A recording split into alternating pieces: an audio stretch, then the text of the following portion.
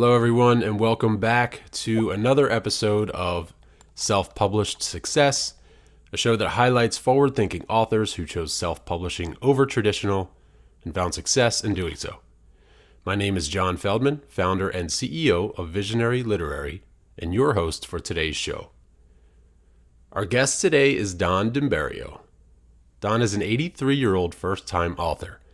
After graduating from the University of Notre Dame, he spent most of his career in the plastics industry, where he was able to provide a good life for himself and his family. He's always been grateful for the sacrifices his family made in immigrating to America, but there was one story that, through the years, yearned to be told. It is the story of the three women who made his life possible.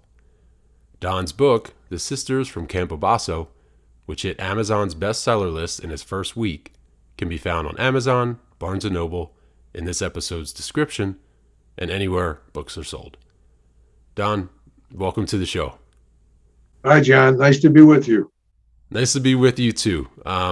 So before we head into the show, just to give the listeners a little bit of a background, Don and I have been working together for about 2.5 years to get his book to the place it is today, which is an Amazon bestseller.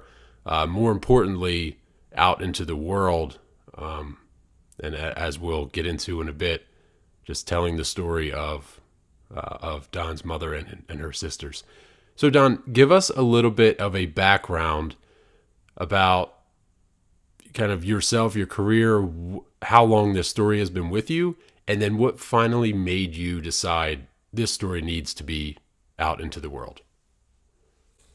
Well, as John said, I spent most of my career in the plastics industry in various aspects of it, and ultimately winding up with my own company. And had a very profitable experience in plastics. My family is an unusual family. My wife and I have been married for 59 years. I'm, as John said, an 83-year-old first-time author. It's pretty old to get started being an author, but I had a story to tell. That I lived the experience and the interesting parts of that all my life. My family started in Cleveland, Ohio, where my mother and her sisters immigrated to in 1916. And the three sisters, the sisters from Campobasso, were very close. They lived next door to one another and across the street from one another. So we saw them every day. I saw them every day of my life as a boy, and gained tremendous insight into life and many things from their experience and what they were able to pass on to me. So I decided a few years back that I really needed to tell their story, and that's kind of what motivated me to be where I am right now, having published this story. Good. So your story, again, for us, we know it, right? Without giving away too many details, right? Tell the listeners why this story is so unique and why it traveled through, again, since 1916, over 100 years, this story has been in your family. Why is it so important? And my thought here is just because of what their ages and what they went through. So tell the listeners about their ages, right? When they immigrated to America, and then what they had to go through.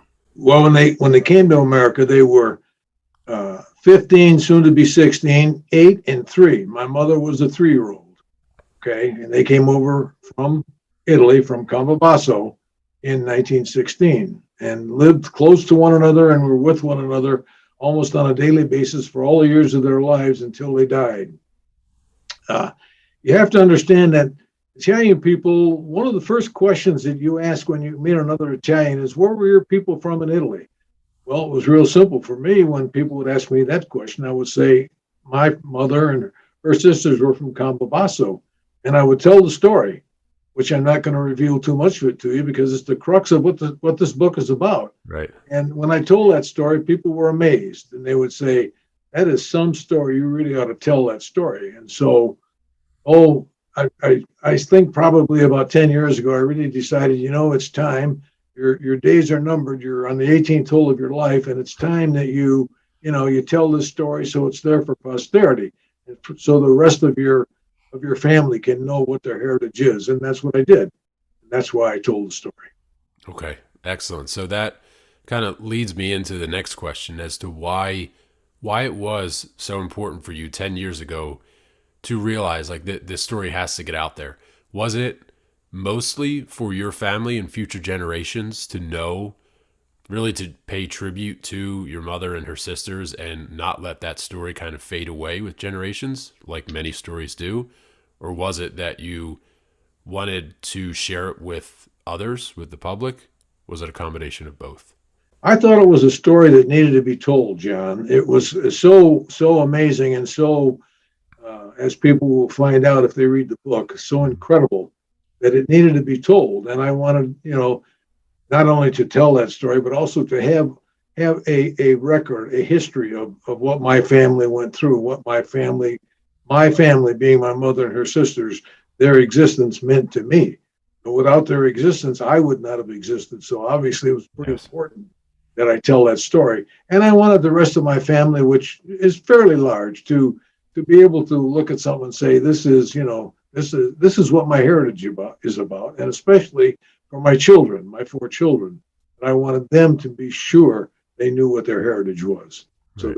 that's the reason. Right. Excellent. Okay, so you and I worked together for several months writing this story together.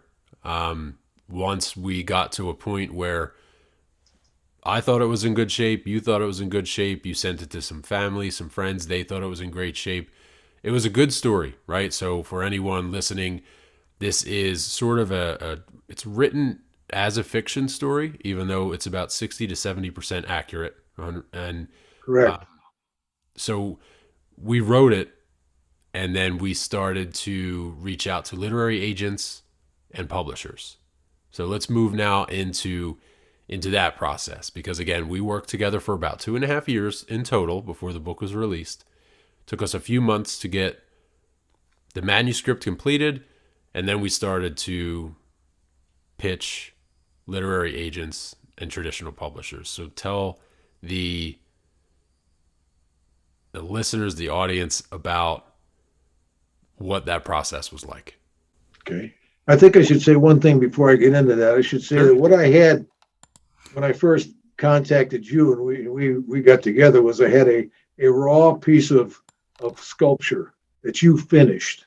Okay, your input made it into the beautiful piece that it is today. So you need to take credit for that.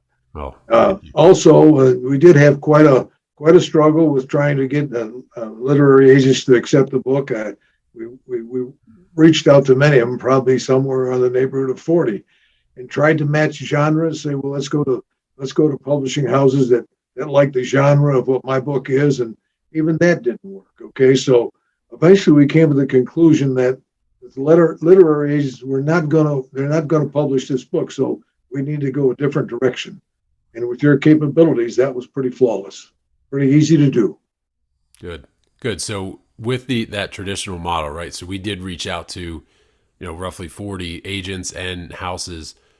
One of the things, again, it was either no response or a no thank you response.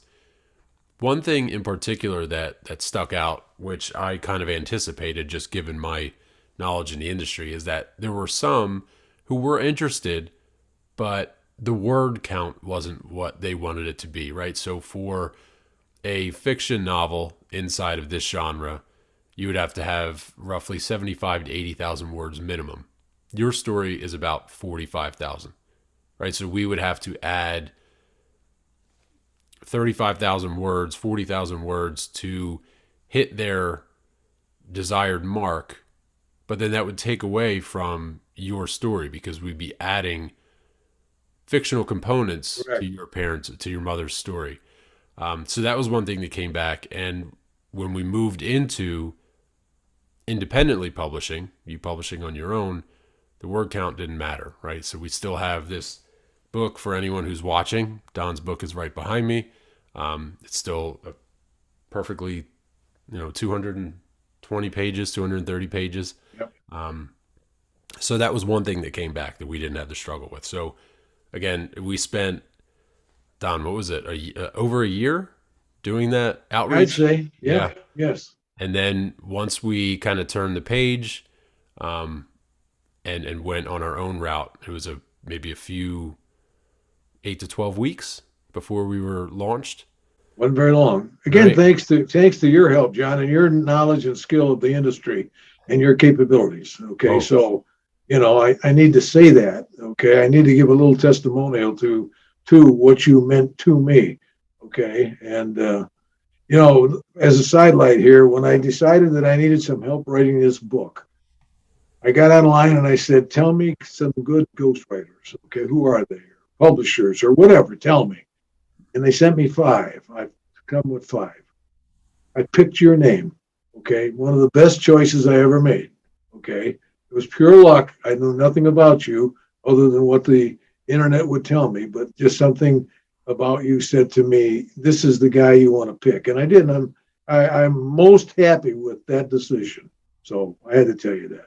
good. Well, thank you. And I'm happy too. It was, again, for anyone, when you do read this story, it is written as a fiction novel, so it has that kind of page turner mentality. But the story is, it's unbelievable. When Don first reached out to me, I was kind of blown away, asking if this was a true story, and he said yes, and it was pretty unbelievable. So anyone who reads will see, and as reviews and as kind of the analytics came back in your first week, we realized that this was a book that was striking a nerve. It had good reviews and a lot of sales in the first week, which, as we mentioned at the onset of this podcast, landed you on the Amazon bestseller list. So, Don, tell us a little bit about, because that's a goal for anybody who writes a book, right? Bestseller list, whether it's a vanity metric or not, everybody wants that recognition, right? We put in Absolutely. Sure. we together put in 2.5 years of work, and you were working on this again for 10 total years. So this is 10 years of your thinking, all leading up to launch date, and then you finally get on that bestseller list. How did that feel for you, and then also for your family, to know that this was such an impactful story? Well, for me personally, John, it was a thrill. I mean, I got a great high from it. From who wouldn't? From seeing a Right. book with your name on it, okay? The author, Don Dimberio. I mean, Right. you've got to have a just a high from that, and I had that.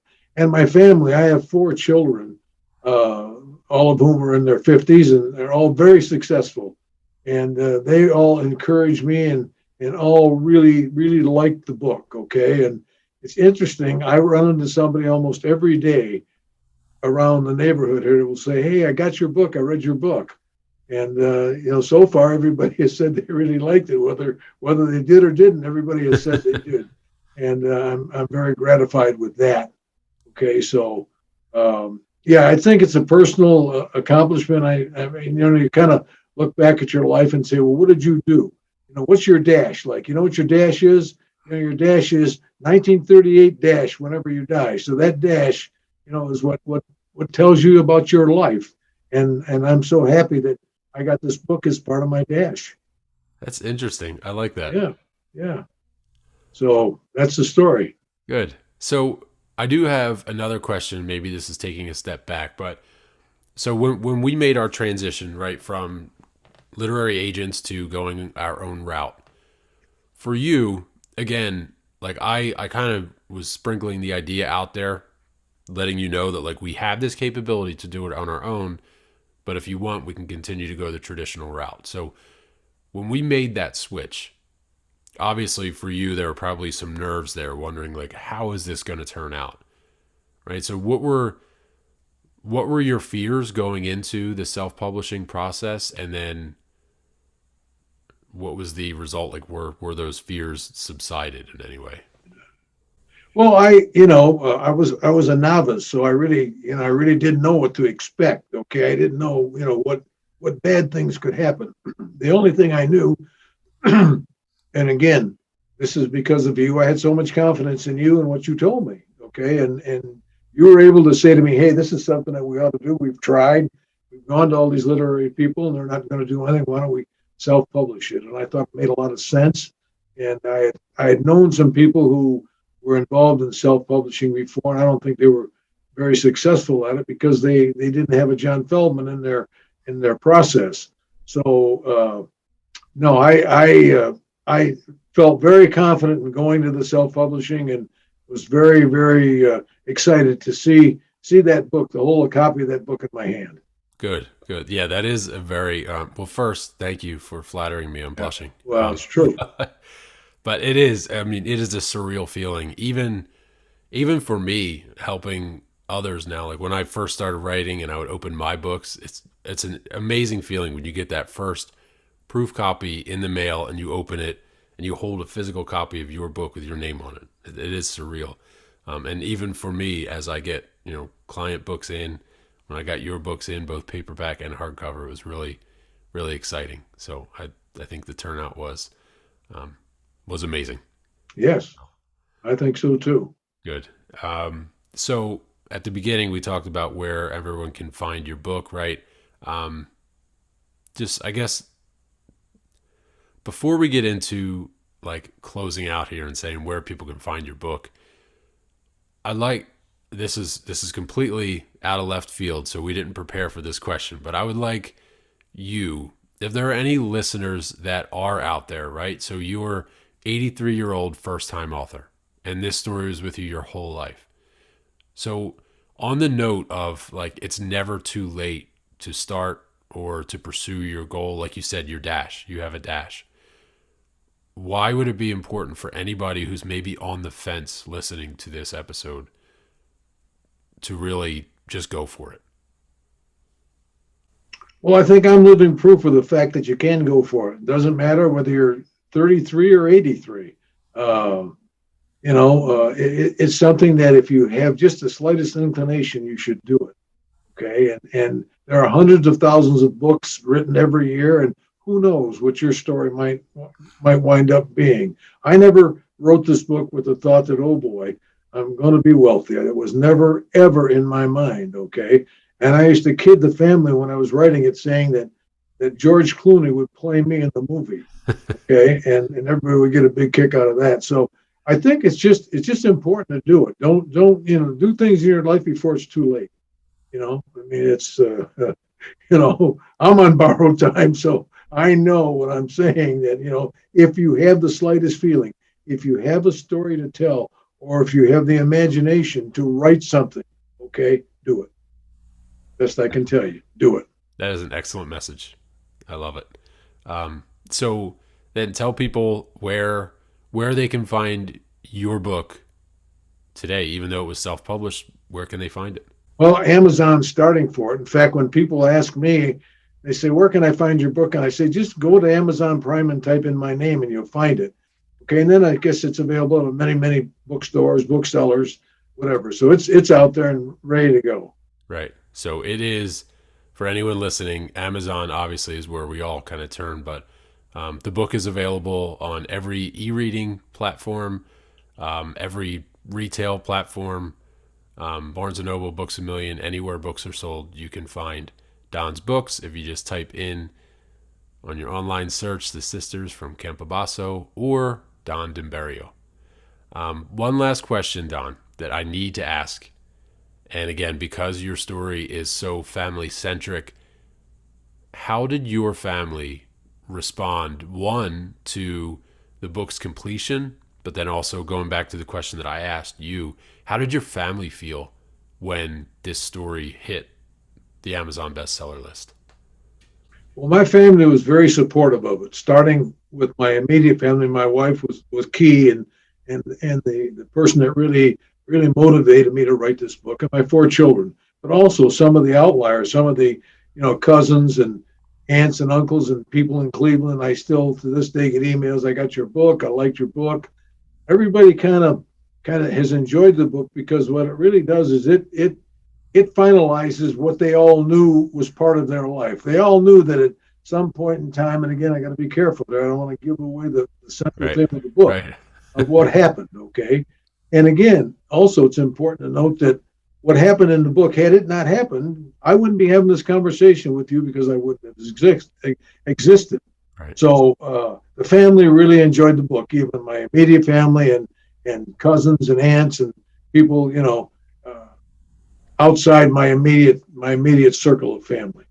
So they enjoyed it very much. Excellent. Well, that is great news to hear. Again, 10 years worth of your time and your thinking and your input Yes, and your conceptualizing all came out, resulted in bestseller. But not only that, but your family is satisfied and happy. And this book will carry on for generations to come. So, yes, Don, this has been an excellent conversation. Congrats again on your success. You and I will continue to remain in touch as we have for the past few years.